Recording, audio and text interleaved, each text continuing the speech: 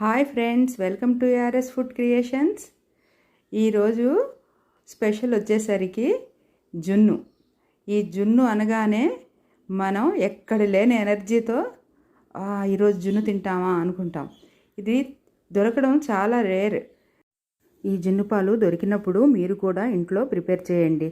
ఇది పిల్లలకి మనకి చాలా హెల్దీ ఫుడ్. ఇప్పుడు దీని ప్రిపరేషన్ చూద్దాం.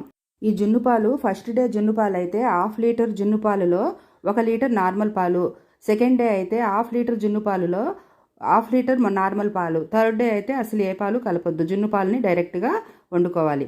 ఇప్పుడు నేనైతే ఇక్కడ 1/2 లీటర్ జున్ను పాలులో 1 లీటర్ నార్మల్ పాలను యాడ్ చేశాను. ఈ లీటర్న్నర పాలను నేను ఒక గిన్నెలో తీసుకున్నా. ఇప్పుడు దీనికి కావాల్సింది 1/2 కిలో పంచదార,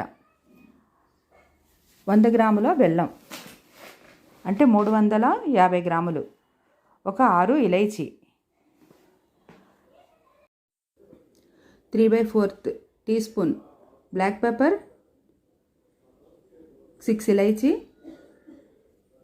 ఒక 2 టేబుల్ స్పూన్ షుగర్ను యాడ్ చేసి మిక్సీ జార్లో వేసి గ్రైండ్ చేసుకోండి. ఈ పౌడర్ను టీ ఫిల్టర్తో ఫిల్టర్ చేసి ఆ తొక్కును పారేయండి. ఇలా చేయడం వల్ల పిల్లలకి ఆ తొక్కు అనేది నోట్లో రాదు, ఇష్టంగా తింటారు. ఇది చిన్న ఒక ట్రిక్ అంతే.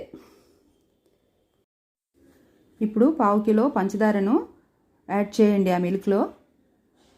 తర్వాత 100 గ్రాముల బెల్లంని కూడా అందులోనే వేసేయండి. ఇది ఈ మూడు వేసిన తర్వాత బాగా కరిగినంత వరకు కలపండి. మొత్తం బెల్లం అంతా పంచదార అంతా కరిగిపోవాలి. తర్వాత ఒకసారి టేస్ట్ చేయండి. మీకు ఇంకా షుగర్ తక్కువ అనిపించుకుంటే, మీరు కొంచెం తినాలనుకుంటే మరి కొంచెం ఒక 2-3 టీ స్పూన్లు యాడ్ చేసుకోండి. ఇలా కలిపిన దాన్ని ఇది బాగా కరిగిన తర్వాత ఒక కుక్కర్ని తీసుకోండి. అందులో 1 గ్లాస్ వాటర్ను వేయండి. కుక్కర్ యొక్క ప్లేట్ కూడా అందులోనే పెట్టండి. దాంట్లో ఈ బౌల్ను, మిల్క్ యొక్క బౌల్ను పెట్టి మూత పెట్టండి.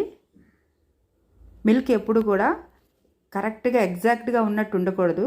ఒక 2-3 ఇంచీలు ఈ బౌల్ అనేది పెద్దది అయి ఉండాలి. తర్వాత ఇప్పుడు కుక్కర్ తాలూకా క్యాప్ను పెట్టేయండి. 3 లేక 4 విజిల్స్ వచ్చిన తర్వాత స్టవ్ ఆఫ్ చేసేయండి. తర్వాత కుక్కర్ చల్లార్చిన తర్వాత మన జున్ను అనేది రెడీ అవుతుంది. ఈ రెసిపీ నచ్చినట్లయితే లైక్ చేయండి, షేర్ చేయండి, నా ఛానల్ను సబ్స్క్రైబ్ చేసుకోండి. Thank you.